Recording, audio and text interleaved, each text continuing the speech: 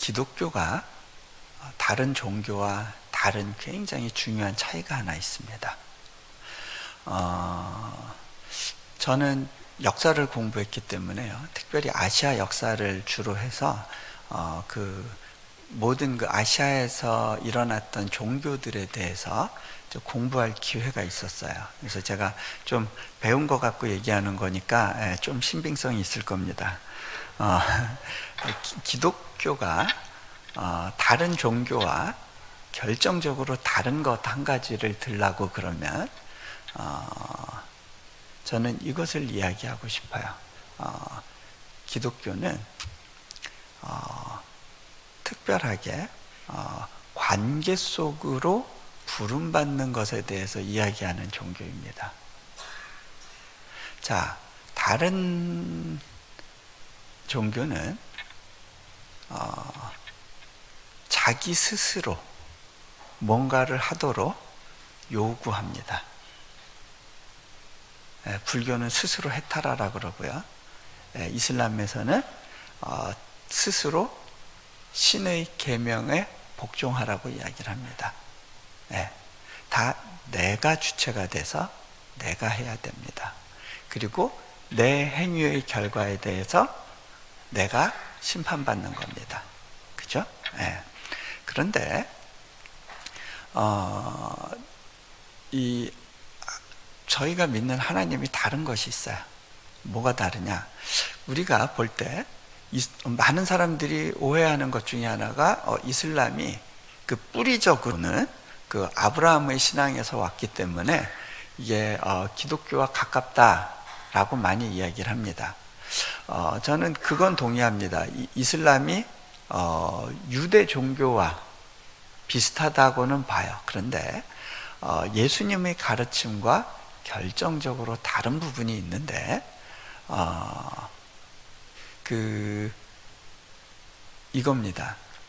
신의 성품이 달라요. 신의 성품. 자, 예를 들면 이슬람에서의 신은 초월적인 존재입니다. 우리가 믿는 성경의 하나님은 인격적인 존재입니다. 자, 이 알라는 초월적인 존재이기 때문에 경험되어질 수 없습니다. 그리고 신과 교제한다는 것 자체가 그거는 불가능합니다. 그런데요, 기독교의 하나님은 인격을 가지고 계십니다. 인격과 인격 사이에는 소통과 교제가 일어납니다. 그렇죠? 여러분, 언어가 안 되는 다른 사람하고도 우리는 적어도 교감이란 걸 할 수 있습니다.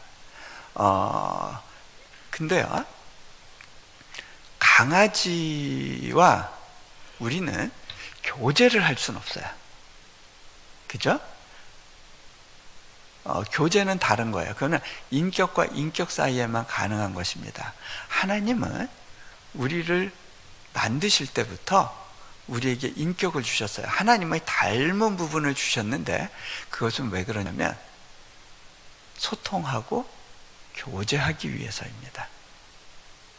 자, 이슬람에서는요, 신을 경험하는 것에 대한 관심이 없습니다. 그냥 신이 명령하는 것에 대해서 복종하면 됩니다. 일반인들하고는 전혀 일반인에게 자기의 뜻을 나타내지 않습니다. 오직 선지자 그룹을 두고 특별히 계시를 맡은 자에게만 말씀을 전해줍니다. 예를 들어서 거기에서 가장 대표적인 선지자가 이제 무함마드라고 나오는데, 무함마드는 신 앞에서 벌벌 떨고 두려워하기만 하던 존재였습니다. 그리고 일방적으로 받기만 합니다. 어떤 계시를 받기만 합니다. 그죠? 그런데요, 예수님은 이 땅에 오셔서 관계에 대한 이야기를 굉장히 많이 하시는데, 주로 어떤 이야기를 하시죠? 비유로 목자와 양, 주인과 종, 그리고 왕과 신하, 관계에 대한 이야기를 하십니다. 더 강력한 것이 있죠. 가족관계, 아버지와 아들, 그 다음에 신랑과 신부, 포도나무와 가지. 얘가 대부분 뭐예요? 관계에 대한 이야기예요. 예수님이 이 땅에 오신 이유는요, 관계 회복을 위해서예요. 깨어졌던 관계 회복을 위해서 오셨어요. 그리고 예수님이 가신 이후에 성령님이 오신 이유도 관계를 위해서 오셨어요. 하나님은 태초부터 관계 속에 계셨어요. 자, 이 관계 속에 계셨다.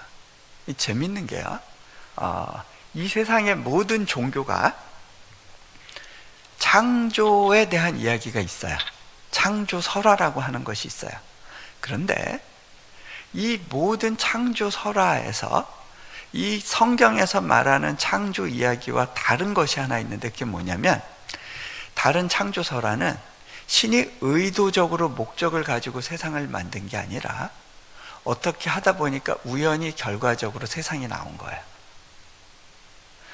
제가 한 번은 저희 아이 데리고 원더우먼이라는 영화를 봤는데, 거기서도 보니까 원더우먼의 가게가 신하고 연결되는데, 제우스 신이 어떻게 하다 보니까 실수로 외도해가지고 생긴 아이인 거예요. 자, 의도적으로 목적을 가지고 인간을 만들었다고 이야기하지 않아요. 다른 종교는요. 심지어는 진화론도요, 그 이방 종교와 같은 뿌리를 가지고 있어요. 세상은 우연히 만들어진 거야. 너는 우연의 산물이야 라고 이야기합니다. 그런데 성경에서만 다른 이야기를 합니다. 너는 목적을 가지고 창조되었다는 거고, 사랑 가운데, 특별한 관심 가운데 하나님이 너를 만들었다는 거예요. 하나님은 사랑이라고 하세요. 자, 이슬람에서도 사랑을 이야기해요. 근데요, 한번 잘 보세요. 그 사랑이 기독교의 사랑하고는 달라요. 여러분이 그 구별할 수 있어야 돼요. 자, 기독교적인 사랑,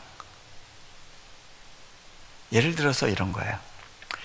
이 잃어버린 아들의 비유가요, 이슬람적인 컨텍스트에서는 굉장히 말이 안 되는 거예요. 이런 아들은 돌아오면 안 돼요. 돌로 쳐 죽여서 다른 아들한테 경고 삼아야 되는 거예요.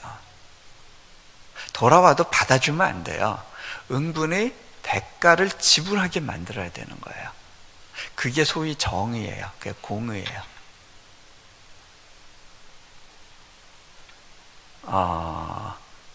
그런데 예수님은 굉장히 다른 이야기를 하고 계세요. 자, 여러분, 사랑은요, 목적어를 가져요. 사랑이란 단어, 믿음, 소망, 사랑, 다 대상을 전제로 해요. 관계지향적이에요. 모든 은사는요, 관계지향적이에요. 믿음, 소망, 사랑, 다 대상을 필요로 하는데요. 여러분, 하나님이 예를 들어서 이슬람에서는 삼위일체가 아니라 홀로 유일하다고 이야기를 하잖아요. 자, 홀로 유일하면 세상을 만들기 전에 이 사람은 사랑이 있는 거예요, 없는 거예요? 이 존재는 사랑이 있는 거예요, 없는 거예요? 사랑을 이야기할 수가 없어요. 대상이 없기 때문에 사랑의 실체가 없는 거예요. 근데요, 하나님은요, 태초부터 관계 속에 계셨어요. 성부, 성자, 성령, 온전한 연합 가운데 계셨어요. 그런데요, 이 삼위일체의 연합의 굉장히 중요한 특징 중에 하나로 제가 보는 게 뭐냐면, 이 세 분이 스스로 완전한데 서로에게 철저히 의존적이라는 거예요.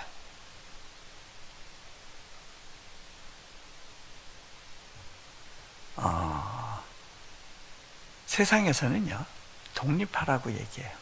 그런데요, 신앙 안에 들어오면 서로에게 온전히 의존적인 관계 속으로 들어가는 것, 그게 성숙이더라고요. 하나님과의 관계 속에서 의존적으로 들어갈 때만 우리에게 회복이 있어요. 그때만 소망이 있어요. 자, 요 얘기를 해야 제가 이 둘째 아들 이야기를 풀 수 있어서, 제가 좀 길지만 조금 이 이야기를 할게요. 근데 이게 굉장히 중요한 얘기예요. 여러분이 이 차이를 모르시면요, 실은 다른 종교를 가진 사람들과 깊이 소통하는 것이 굉장히 어려울 거예요.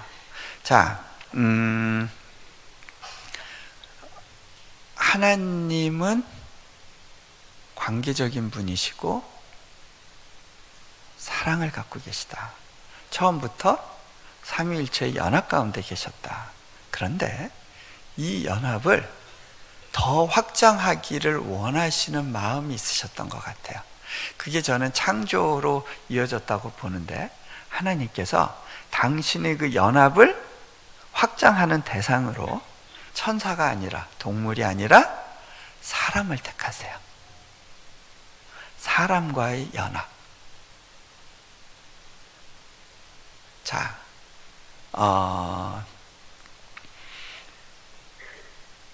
사람과 관계 속으로 들어가길 원하신다는 거예요. 그것도 하나님이 갖고 계신 그 온전한 관계 속으로 불러주신다는 거예요. 이게 신비예요. 그것이 오늘 예수님의 비유에서는 아버지와 아들의 관계로 표현되고 있어요.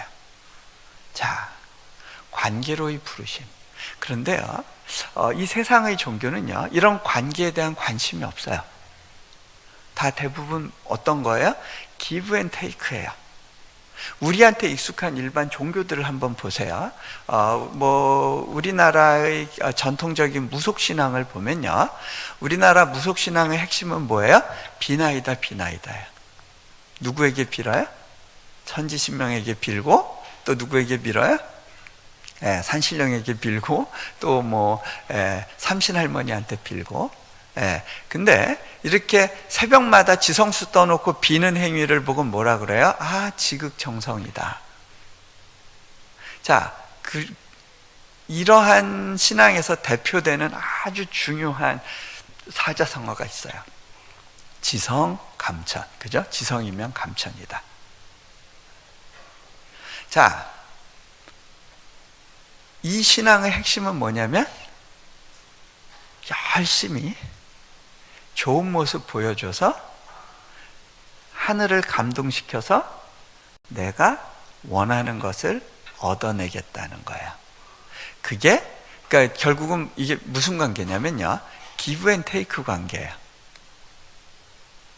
자, 그런데요, 이런 관계는요, 하나님이 원하시는 삼위일체의 연합하고는 굉장히 다른 거예요.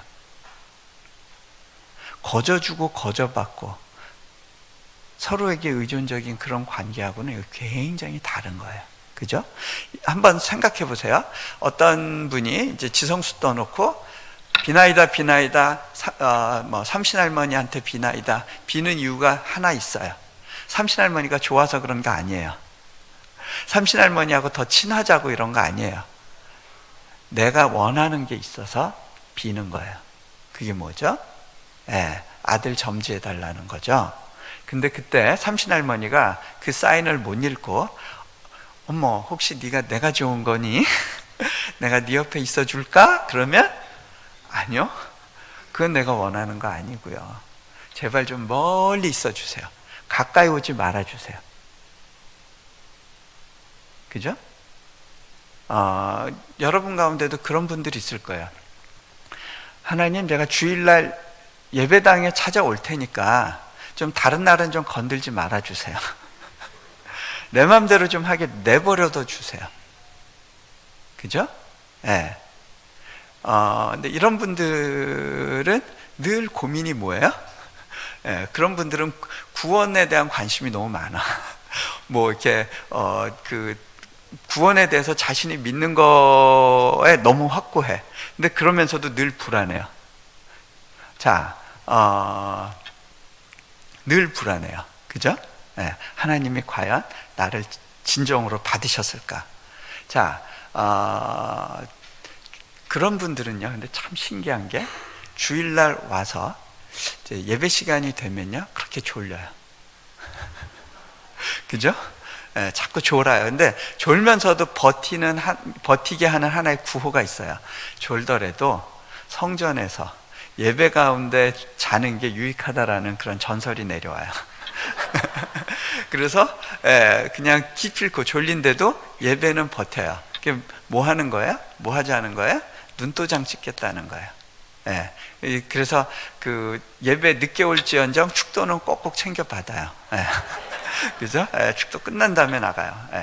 자, 그래서 이제 예배가 길어지면 짜증나는 거예요. 축도까지 못 끝내고 가니까. 자, 근데요, 이런 분들이 늘 관심 있는 건 그거 하나죠. 그 천국 가는 티켓, 막차는 타고 가야 돼요. 막차 티켓 하나 확보해 놓고 싶어요. 자, 그런 분들한테 제가 굉장히 안 좋은 소식 하나 전해 드릴게요. 불편해할 만한 진실 하나. 그건 뭐냐면, 그렇게 그 짜증나면서도 예배 버티고 있는데, 그렇게 하는 이유가 천국 가려고 그런 거잖아요. 근데 천국은 어떤 곳이에요? 그렇게 지겨워하시는 예배를 영원토록 드리는 곳이에요. 번지수를 잘못 택한 거예요. 자, 무슨 얘기냐면요, 관계가 먼저라는 거예요. 하나님과의 관계 없이는 천국도 의미가 없는 거예요. 하나님과의 관계 자체가 천국인 거예요. 그런데 하나님은 불편해요. 좀 멀리 있어 주세요. 마치 무당 굿하듯이. 무당 굿하는 사람들이 무당이 좋아서 부르는 거 아니죠? 귀신이 좋아서 부르는 거 아니죠? 제발 멀리 있어 주세요죠? 방해하지 않게 해주세요. 방해하지 말라는 거예요. 이건 관계성이 아니에요. 이 지극정성으로 보이는 이 행위가요, 지극히 이기적인 동기에서 되어지는 거예요. 우리가 자칫하면요, 지극히 이기적인 동기로 예배 가운데 남아 있을 수 있어요. 관심은 나 하나요, 나.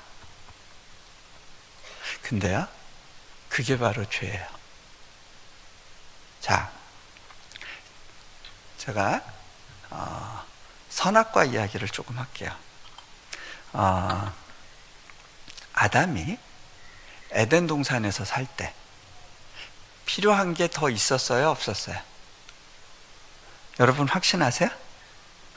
네? 여러분 하나님하고 같이 사시죠? 여러분 필요한 거, 더 필요한 거 있어요, 없어요? 네? 이제 부족한 거 없어요? 여호와는 나의 목자시니 내게 부족함이 없으리로다. 그 말씀이 정말 믿어져서 삶 가운데서 그렇게 사세요? 네? 하나님의 필요는 하죠. 그것까지는 인정하죠. 예전에 내 주먹을 믿지 그랬는데 이제는 그거 안 된다. 철이 들고 나니까 그래, 믿어야 되겠다. 내가 필요한 게 많다. 근데 하나님으로 충분하세요? 저는 그 신앙의 시작, 믿음의 시작점이 하나님이 필요하다는 고백이 아니라 내게 부족함이 없으리로다라는 고백이라는 그런 생각을 하게 됐어요.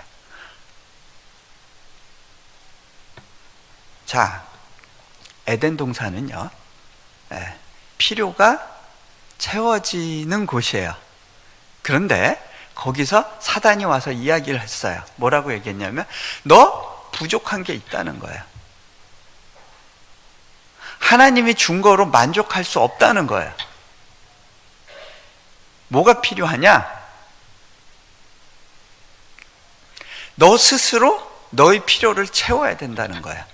스스로 뭐가 좋은지 뭐가 나쁜지를 구분을 해서 좋은 것만 취하라는 거예요.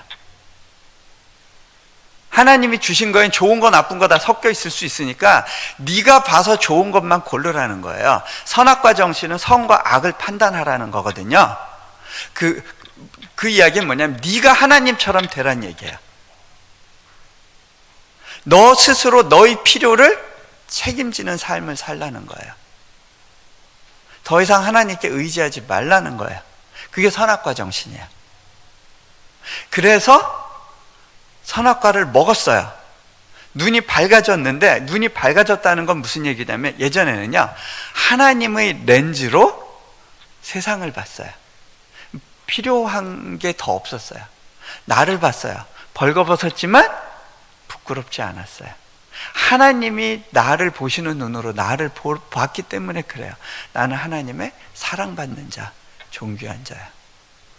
세상을 봤을 때 하나님이 나를 사랑하셔서 채워주신 것들이야. 그런데 이게 벗겨지고 나니까 뭐가 찾아와요? 내 실제를 보게 되는 거예요. 내 스스로 뭘 하려고 했는데 나는 벌거벗은 존재예요. 수치심이 찾아와요. 두려움이 찾아왔어요. 그리고 하나님에 대해서도 두려움이 생겼어요.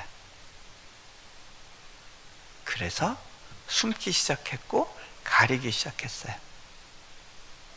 그게 선악과의 지배를 받는 우리 인생들의 비극이에요. 끊임없이 뭔가로 나를 가리고 채우려고 해요. 자, 한 가지 제가 예를 들어 드릴게요. 우리 주로 이제 아버지 세대 분들, 가정에 들어갔는데 아내도 말 안 듣고 이제 자식들도 안 도와주는 것 같고 막 이러면 이제 한마디 하죠. 내가 달래 이렇게 고생하고 뼈 빠지게 일하는 줄 알아? 당신하고 이 자식 새끼들 먹여 살리려고 그러는 거지. 그렇게 얘기하죠.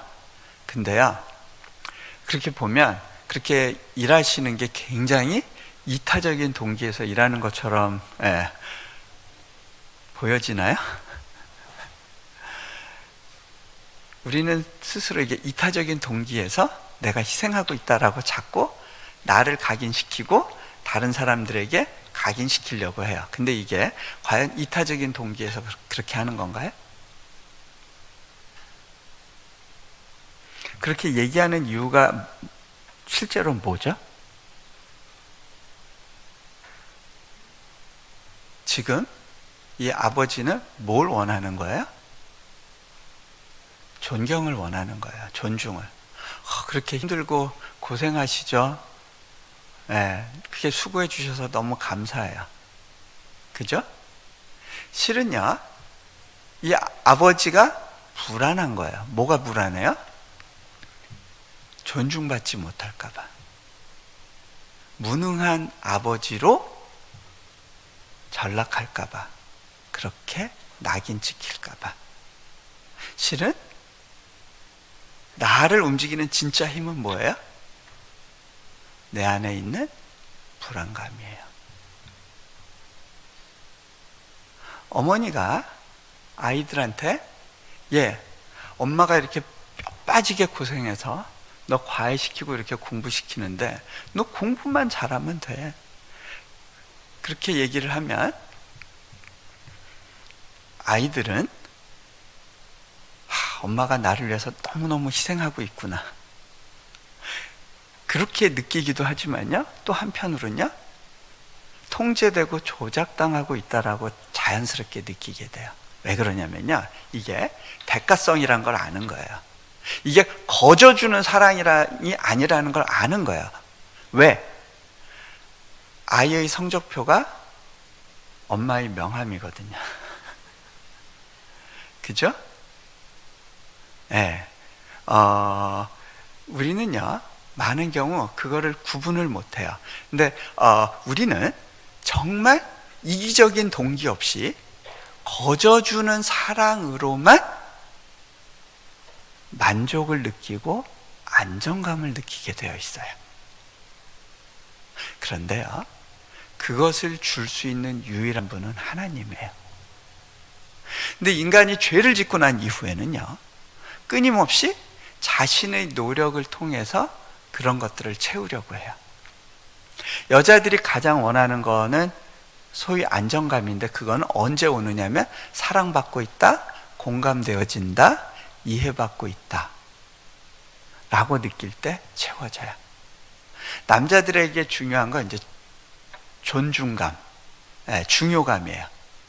아, 당신 능력 있습니다, 훌륭합니다, 일 잘하는군요. 그렇게 될 때만 채워지는 감정이 있어요. 근데 그런 것들이 잘 채워지면 이제 그게 나의 자존감의 기초가 되죠. 그런데 우리는 그것을 스스로 노력해서 채울 수 있다고 믿는 거예요. 그래서 끊임없이 채워요. 심지어는 교회에서의 봉사도요, 그것이 굉장히 이기적인 동기에서 되어질 수 있어요. 우리는 누군가를 진정으로 사랑하지 않고 대가를 바라게 되면요, 그게 바로 조작 행위가 돼요. 근데 그런 관계 속에서는요, 우리는 진정한 안정감을 누리지 못해요. 가정에서도 그렇고요, 교회에서도 그렇고요. 그것을 채워줄 수 있는 분은 유일한 존재예요. 하나님이에요. 무한한 리소스를 갖고 계세요. 끝없이 조건 없이 사랑하실 수 있는 분이에요. 우리가 그 사랑을 경험할 때만이 스스로 나를 채워야 된다라고 하는 불안감과 두려움에서 자유할 수 있게 돼요. 그래서 여호와가 나의 목자시니 내게 부족함이 없게 되는 거예요. 배부르기 때문에. 내 영혼이 배부르기 때문에. 자, 근데요, 이제 말씀으로 들어가 볼게요. 죄송해요, 길게 해서. 네. 자, 오늘 말씀에 보면요, 이 둘째 아들이 아버지한테 와서 이렇게 얘기를 해요. 아버지, 재산 중에서 내게 돌아올 분깃을 내게 주십시오 라고 이야기를 합니다.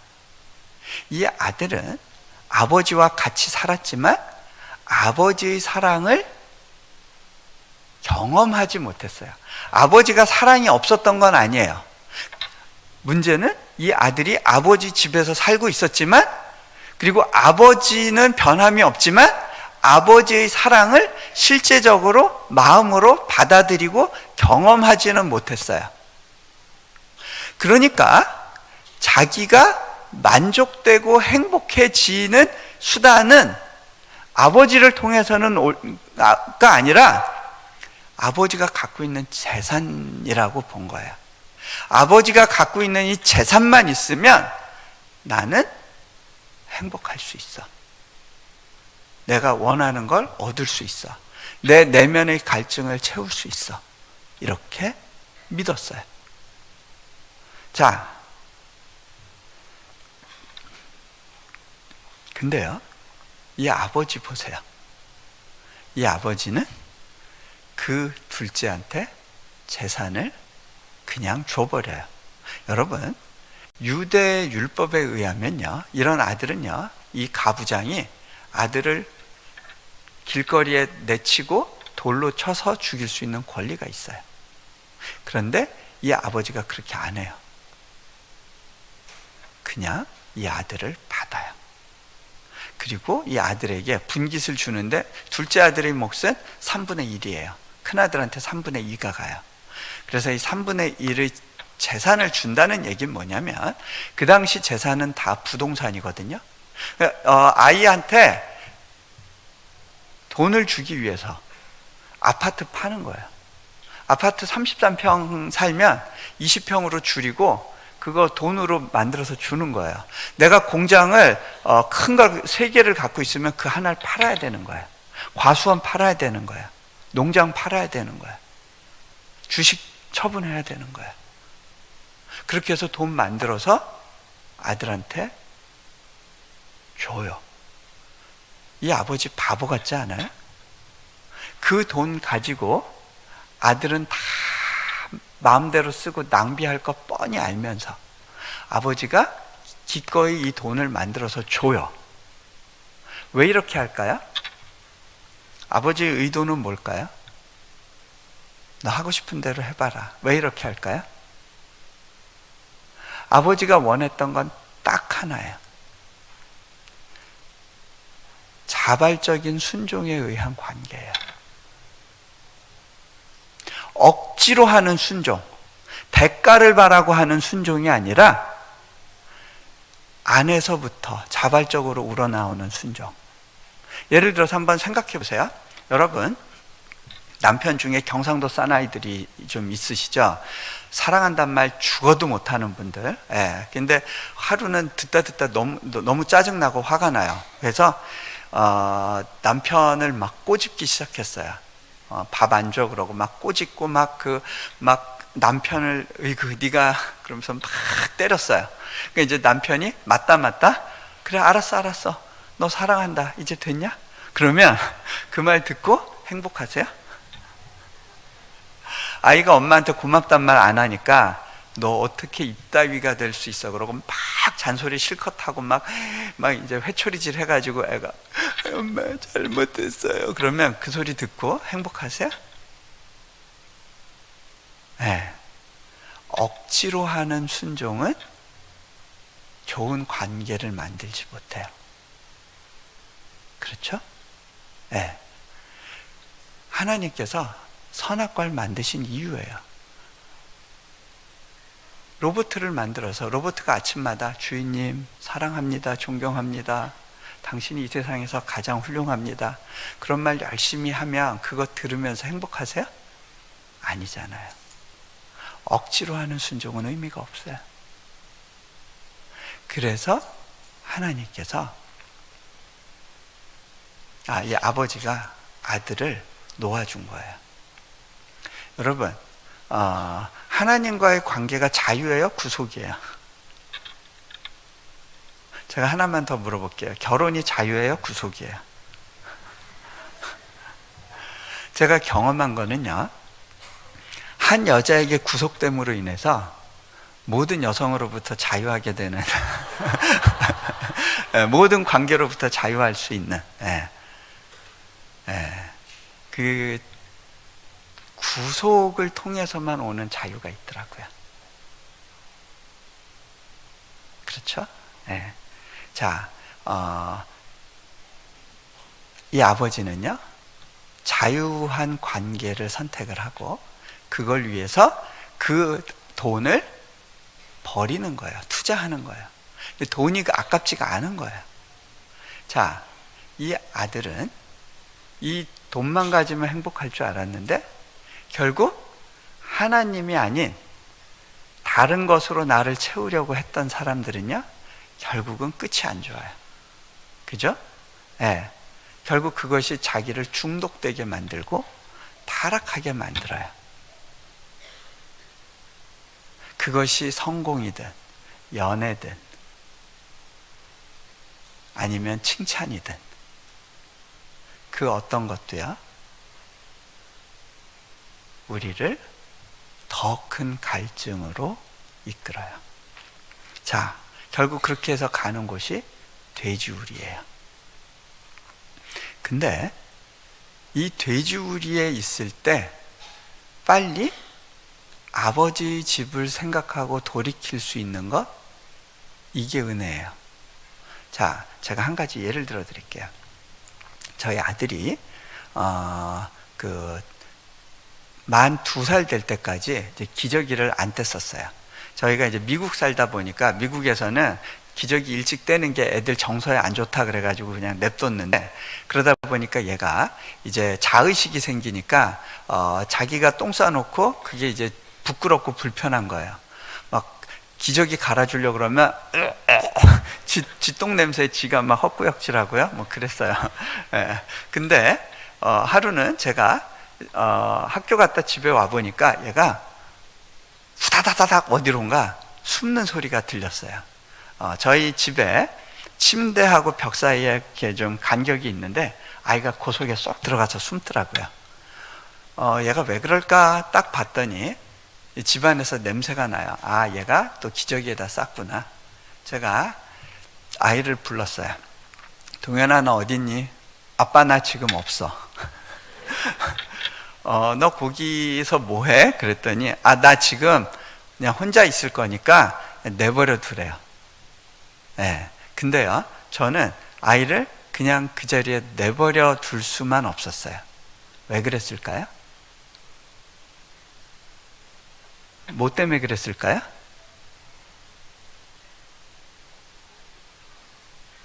자, 그냥 두면 어떻게 돼요? 애가 엉덩이가 짓무르죠. 그 다음에 아이가 스스로 자기가 싼 똥을 처리할 능력이 있어요? 없어요. 제가 달려가서 아이를 끌어내서 화장실로 데려가서 싹 씻기고 새 기저귀를 채워주고 물었어요. 어때? 이제 좀 낫지? 응. 여러분, 우리가 불순종하고 일을 망칠 수 있어요. 이 길로 가다 보면 성공할 것 같았는데, 내가 만족할 것 같았는데, 이렇게 살면 그래도 불안하지 않을 것 같았는데 더 큰 불안을 직면하게 돼요. 낙심이 되고 인생 잘못 살았다라고 하는 순간을 만나게 돼요. 그때 가장 최선의 방법은요, 내 허물을 있는 그대로 하나님께 보이고 하나님이 다뤄주시기를 구하는 거예요. 거기서 제일 안 좋은 행위가 그래, 내가 그래도 80%는 괜찮아, 이 20%가 문제인데 이거를 자꾸 노력해서 고쳐봐야지. 열심히 말씀 듣고 예배 가운데 있다 보면 뭐 은혜 좀 받으면 이게 고쳐지겠지. 그런 건가요? 여러분이 그렇게 해서 고쳐질 수 있나요? 빨리 내가 실패한 인생이라는 것을, 그리고 내가 지금 돼지우리 가운데 있다는 것을 인정하고 그분한테 열어 보여야 돼요. 그것이 유일한 해답이에요.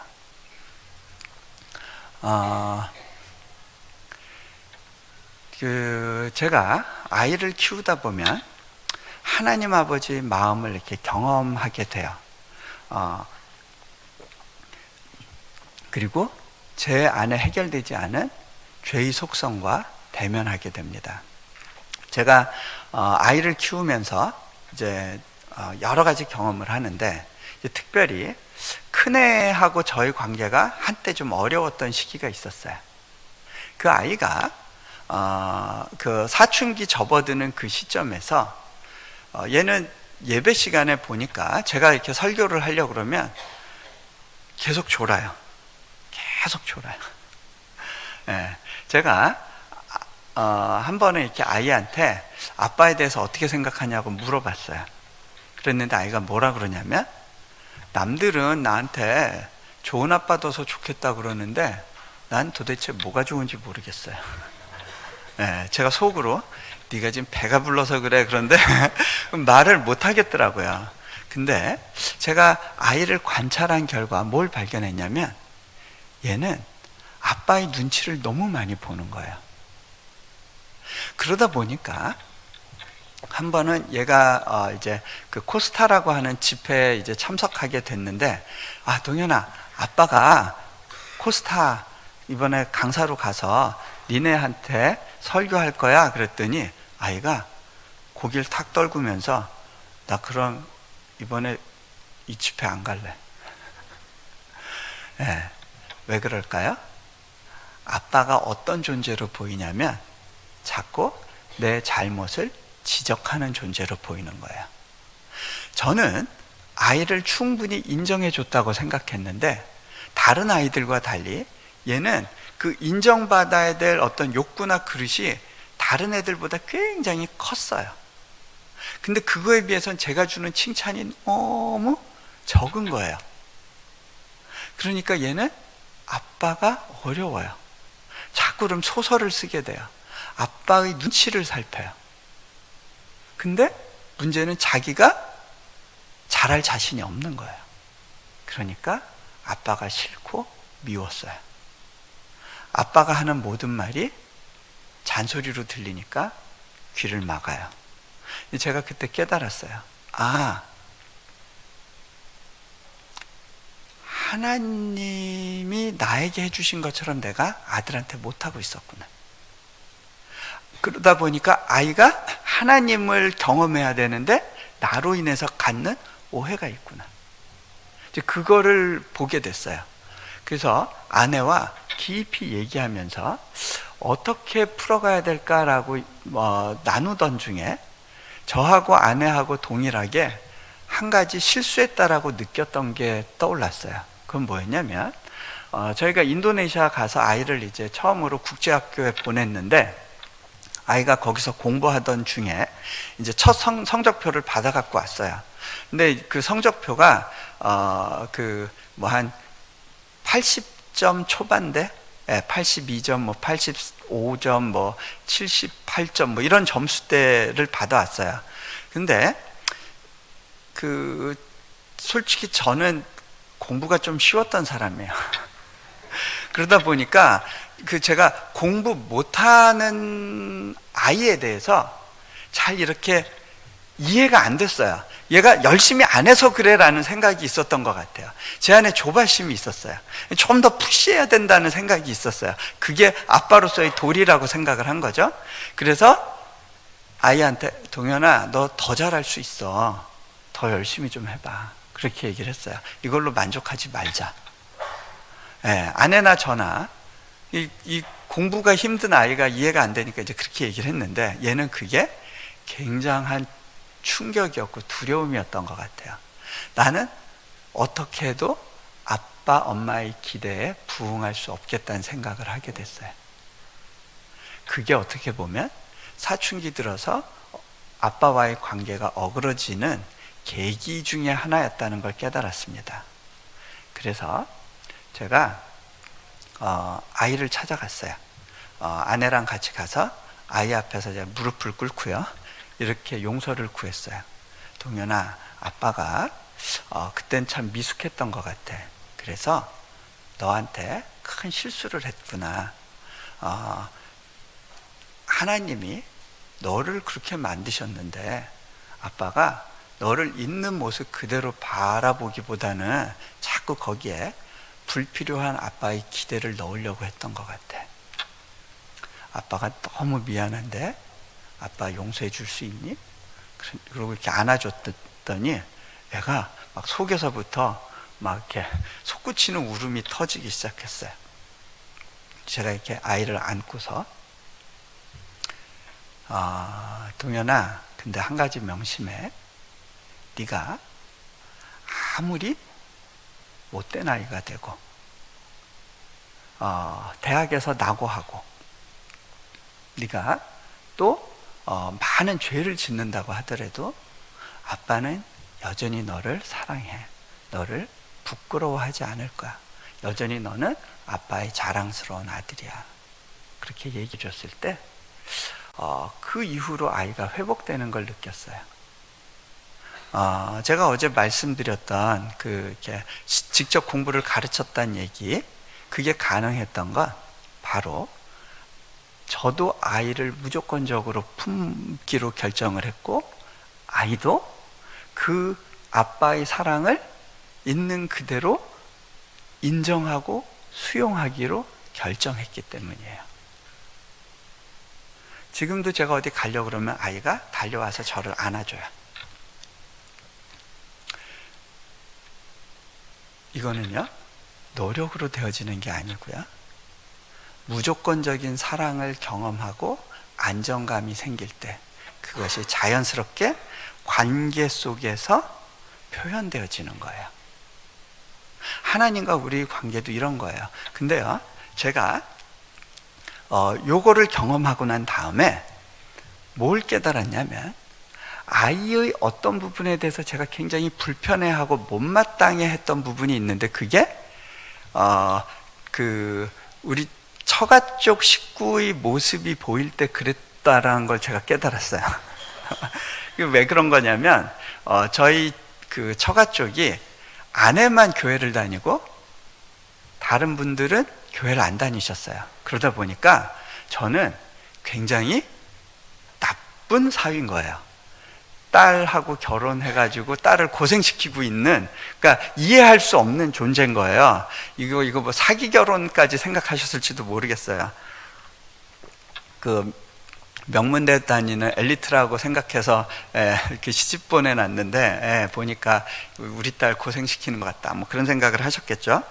근데 이제 제가 그 시댁 식구들의 삶 가운데 어떤 그 죄 가운데 사는 가정에서 오는 어떤 관계적인 어려움들이 있잖아요. 근데 이제 그런 것들이 보여서 안타까운 부분이 있었는데, 저희 아들의 모습 가운데 그런 비슷한 게 보인다 싶으니까 제가 이제 힘들었던 거예요. 근데 이 부분에서 내가 처가 식구들을 있는 그대로 수용하지 못하고 있다는 생각이 들었어요. 그 중에 이제 저희 처남 같은 경우는 머리가 이렇게 기르고, 그 다음에 그 락밴드, 언더그라운드 음악하고 술 담배 쩔어 살고 뭐 이제 그런 친구였거든요. 근데 그 얘가 그 저희 큰아이한테 이런저런 이제 이제 우리가 그 처남이 그런 영향을 아이한테 준 것 같은 느낌이 들 때 이제 제가 긴장을 한 거예요. 근데 그게요, 처남의 문제가 아니라 저의 수용성의 문제라는 거가 이제 이해되기 시작했어요. 그래서 제가 한국에 왔을 때 처남을 찾아가서요, 이제 또 무릎을 꿇고 용서를 구했어요. 내가 자네를 있는 그대로 수용해주지 못했던 것 같다고, 너무 미안하다고. 그러고 그 친구를 이렇게 안아주면서 이런 이야기를 했어요. 내가 문득 그런 생각이 들었어. 만약에 내가 교회에 관련된 분들하고 만나서 얘기하는데 자네가 지나가고 있다면 내가 반갑게 자네한테 인사하면서 우리 처남이에요 하고 자랑스럽게 얘기하지 못할 것 같다는 생각이 들었다. 근데 그 생각을 하고 나니까 자네한테 너무 미안하더라. 내가 참 나쁜 매형이었다고. 근데 앞으로 자네가 어떤 모습으로 살든지 간에 내가 자네를 결코 부끄러워하지 않을 거야. 나의 자랑스러운 처남이라고. 내가 자네를 그 하나님의 사랑으로 사랑할 거라고 그렇게 하고 제가 안아줬는데 우리 처남도 막 굉장히 통곡을 하더라고요.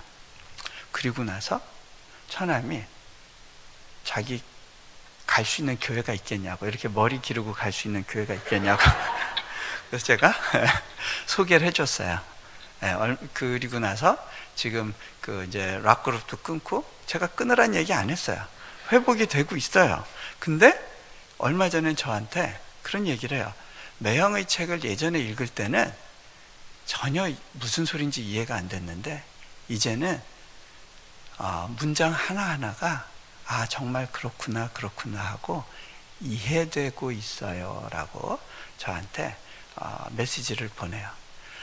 어려운 일 있을 때마다 저한테 늘 기도 부탁을 하고 제가 말하는 대로 해보려고 노력을 하더라고요. 그게 뭐 때문에 가능한 거예요? 전적으로 수용되는 경험에서 오는 거예요. 이 아버지 집에 있는 둘째, 차라리 이 떠난 둘째는 괜찮은데 아버지 집에 남아있던 첫째는 이게 문제였어요. 아버지 집에 살고 있지만 아버지의 그 사랑을 경험해 본 적이 없었어요. 그러니까 그 안에 갈증이 있었고 분노가 있었고 시기심이 있었고 경쟁이 있었고. 왜 나부터 채워주질 않는 거야? 아버지와 같이 살지만 아버지를 누려본 적이 없었던 거예요. 그것이 비극이에요. 자, 아버지를 누린다는 게 뭔가? 제가 한 2가지 정도만 더 예화 들고 마무리할게요.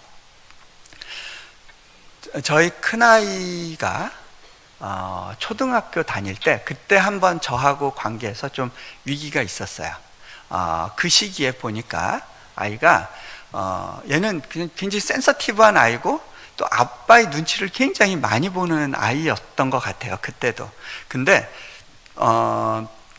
그 시기에 뭐 부탁할 일이 있으면 아빠한테 찾아가지 않고요, 꼭 엄마한테 가요. 엄마, 나 이거 이렇게 하고 싶은데 이거 해도 돼요? 야, 이건 너 아빠한테 허락받아야겠다. 엄마가 얘기하세요. 네가 직접 얘기해봐. 아빠가 기쁘게 들어주실 거야. 싫어요, 엄마가. 자, 아빠한테 직접 못 갖고 나와요, 문제를. 왜 그렇죠? 지금 친하다고 느끼는 거야? 안 하는 거야? 서로 좀 먼 거예요. 거리가 멀어요. 자, 그런 가운데 내가 뭘 원했는데 그거 해달라고 했는데 아빠가 거절하는 것 같으면 그 느낌이 너무 싫은 거예요. 그죠? 아, 기분 더러워질 것 같아, 이런 거예요. 자, 제가 아이하고 문제가 있다는 걸 알았어요. 아, 관계상의 어려움이 생겼구나. 감정이 뭔가 뒤틀려 있구나. 자, 여러분, 왜 보면 여러분이 하나님께 직접 기도하기보다는 자꾸 누구한테 기도 부탁을 해야 마음 편한 분들이 있어요. 그죠? 목사님, 이 문제 좀 놓고 기도해 주세요.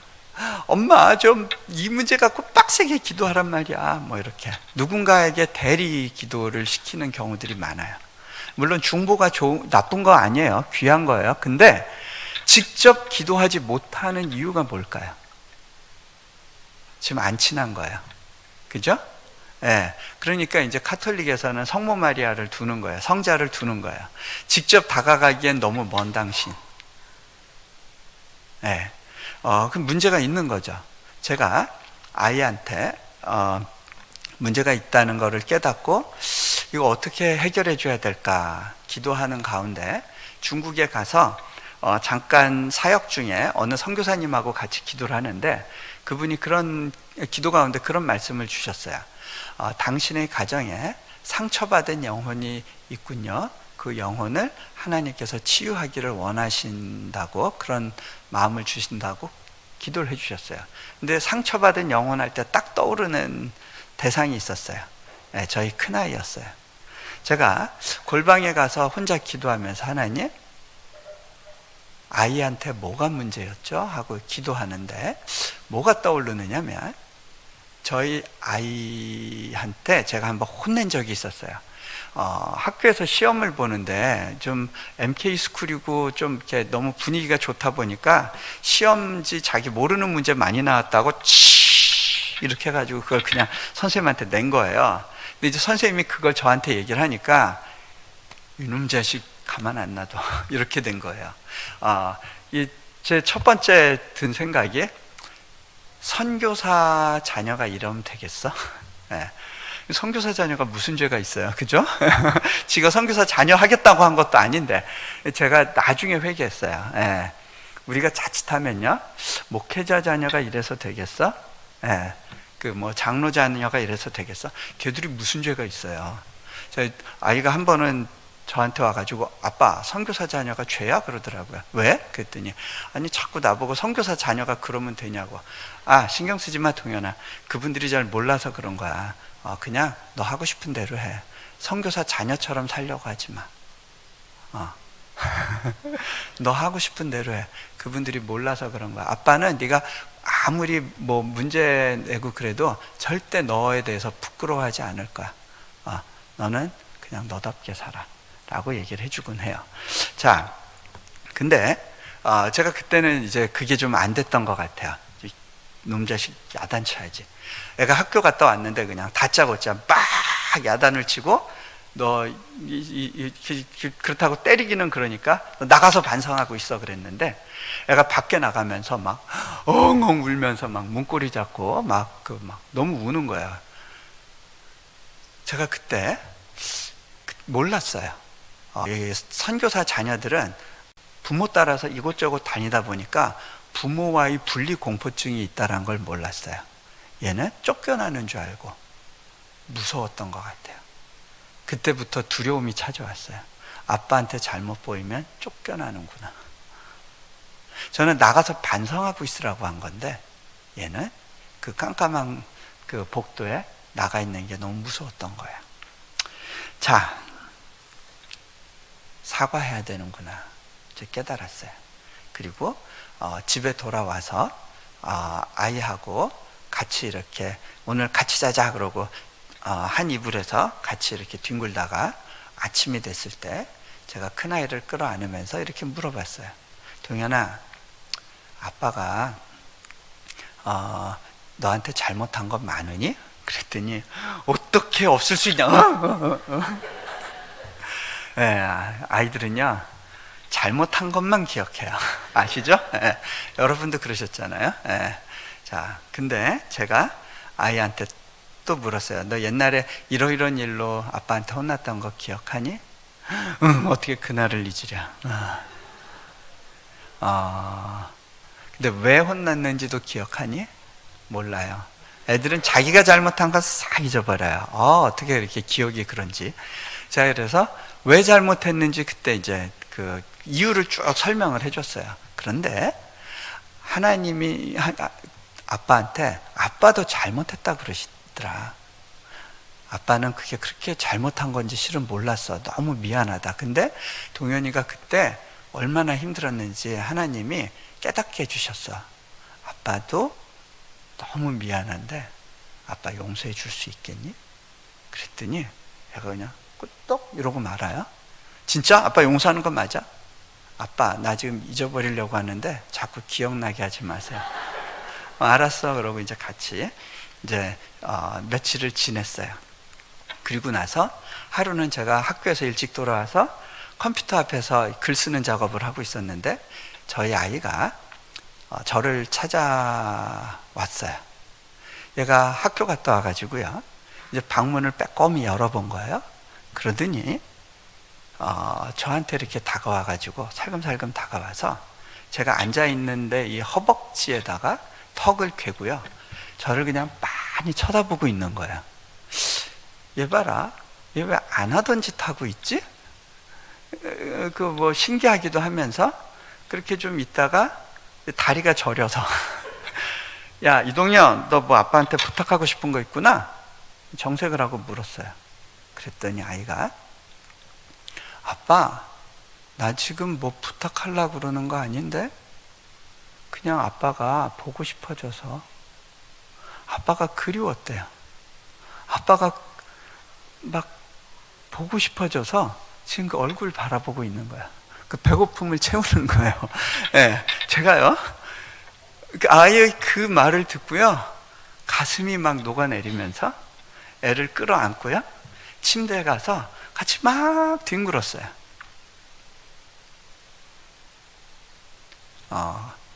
그리고 또 며칠이 지났어요. 학교에서 굉장히 어려운 문제로 씨름하다가 그 학교 공동체 예배 자리로 갔는데 제가 이렇게 기도하는 가운데 낙담이 되는 거예요. 하나님 왜 안 풀어주세요? 왜 이렇게 안 도와주세요? 하나님 지금 여기 날 부르셨으면 일이 되게 해주셔야죠. 언제까지 이렇게 힘들어야 돼요? 언제 도와주실 거예요? 넋두리 하고 있는데 그때요 저희 아들 생각이 났어요. 아빠 얼굴 보고 싶어 왔다는. 제가 그때요 이게 먼저였지 그 생각이 들면서 남들이 보든 말든 바닥에 그냥 들어 놓았어요. 그리고 이렇게 고백했어요. 아빠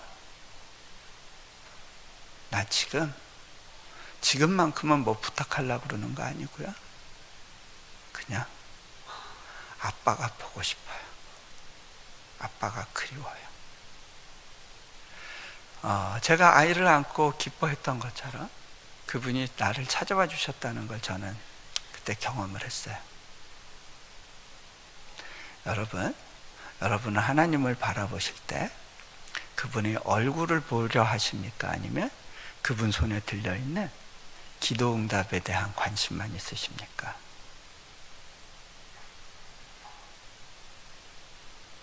그 차이가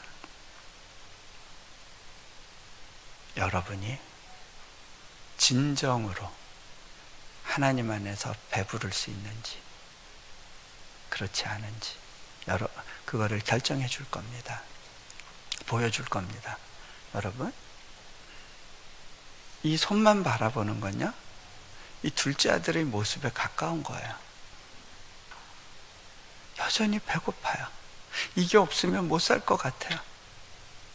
아버지 얼굴은 나중에 천천히 보면 되고요. 내가 원하는 거, 이거 없으면 나 두려워요. 망할 것 같아요. 내 자존심 상할 것 같아요. 이번에 이 사업 꼭 성공해야 되거든요. 그래야 내가 기피고 살죠. 하나님 언제까지 내 사업 힘들게 하실 거예요? 그게 해결이 되면 여러분이 진정으로 평안하고 행복해질까요? 자, 만약에 그 상태에 있다면 아버지에게 돌아와야 돼요. 아버지의 마음으로 들어가야 돼요. 그 아버지가 누구신지를 알아야 돼요. 제가 이 이야기만 하고 마무리할게요. 제가 한 번은요, 미국에서 집회 중에 TV를 틀고 싶어서 틀었다가 펭귄 시리즈 다큐멘터리를 봤어요. 남극에 사는 엠퍼러 펭귄. 제가 웬만해서는 TV를 안 트는데, 왜 그랬는지 모르겠는데, 하여간 엠퍼러 펭귄 이야기를 봤는데요. 이 다큐멘터리 팀이 좀 이제 이 펭귄의 일생을 이제 다큐멘터리로 조명하려고 어린 새끼들을 이제 기지로 데려와서 어느 정도 키우고 여기에 이제 특별히 무선 장치하고 이렇게 송수신 카메라 설치해 가지고 아이들을 이제 돌려보냈어요. 이제 펭귄 군락지에 가서 얘네들이 짝짓고 결혼을 했는데, 결혼을 해서 이제 새끼를 낳는데, 엠퍼러 펭귄들은요 1년에 한 마리씩만 낳아요. 두 마리를 동시에 볼 수가 없어요. 너무 추운 데서 이 새끼를 살려내려면 한 마리씩만 낳는데, 새끼를 낳는 건 암컷이지만 그거를 알을 받아서 키우는 건 수컷의 몫이에요. 왜냐하면 새끼를 돌보려면 몸을 따뜻하게 해줘야 되는데 열량이 훨씬 많이 필요하니까 힘센 놈이 맡아야 되는 거예요. 수컷들이 새끼를 품어서 키우고, 암컷들은 오히려 물 있는 데로 가서 바닷속에서 잠수해서 수영을 해서 물고기를 잡아가지고 그리고 집으로 돌아와요.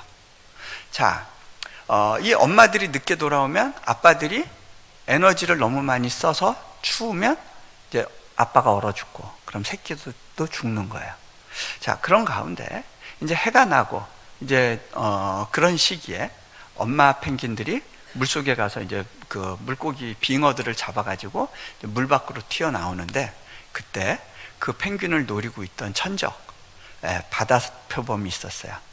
얘가 확 달려들어서 그 어미 펭귄을 확 무는 게 카메라에 잡혔는데, 왜 그러냐면 이 카메라 송수신한 이는 그 녀석을 문 거예요. 근데 이게 딱 물었는데 어딜 물었냐면 이 카메라 쪽 이 날개 축지를 물으니까 공간이 생겼는지 얘가 파다다닥 해가지고 입 밖으로 빠져나와서 쭉 얼음판에 미끄러져서 저쪽 얼음벽에 가서 부딪혔어요. 근데 얘를 잡으러 이 바다표범이 뛰는데요, 그때 앞에 어떤 펭귄이 튀어오르니까 그 펭귄을 물고 물속으로 들어가요. 뭐 수십 마리, 한 100여 마리도 넘는 펭귄들이 올라와가지고 순식간에 샥 사라져 버렸어요. 정막이 있는 그 화면 가운데 거기 피 흘리고 있는 어미 펭귄 한 마리만 있었어요. 얘가 조금 있다 일어나서 정신을 차려요. 고개를 이렇게 돌리더니 그 다음에 자기를 돌아보고 걷기 시작하는데, 거기에 눈 위에 피자국이 흥건해요. 근데 그러면 자기를 좀 챙기고 살기 위해서 쉬어야 될 것 같은데 계속 어디론가 걷기 시작해요. 어디로 가고 있는 걸까요? 어두운 때가 됐고 블리자드가 몰아치는데 계속 어디론가를 가요. 가다가 지치면 배를 땅에 대고 발로 밀고 가요.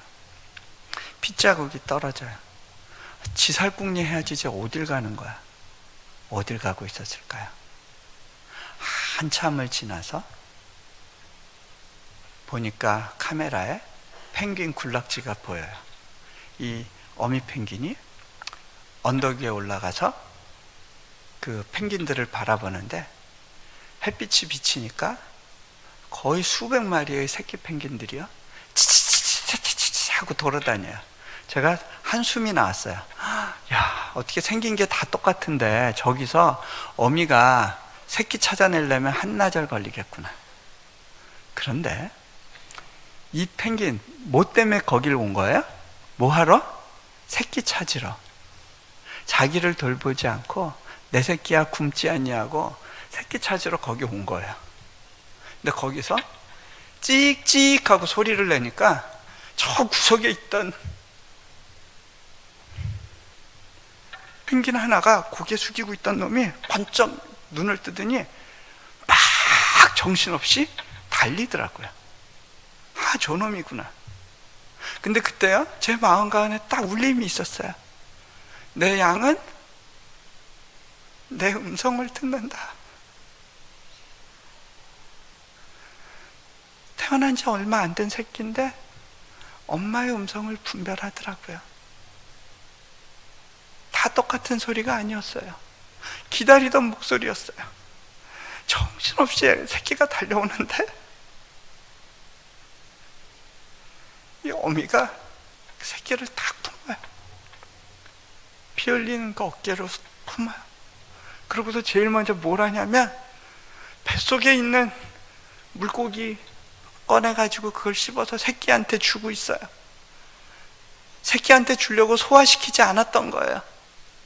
피를 흘리고 이렇게 죽어가도 내 새끼야 배고프지, 내 새끼야 배고프지, 새끼 먹이려고 그걸 소화시키지 않았던 거예요.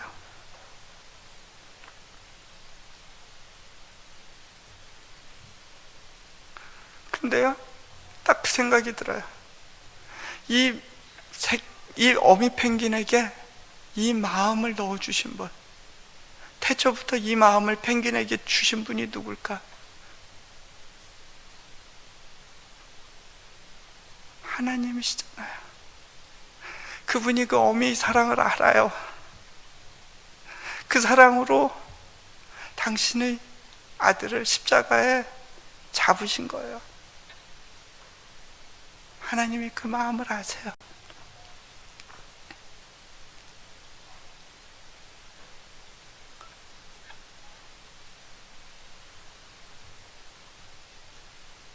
그 어미 펭귄과 있는 한 그 새끼는 배고프지 않아요.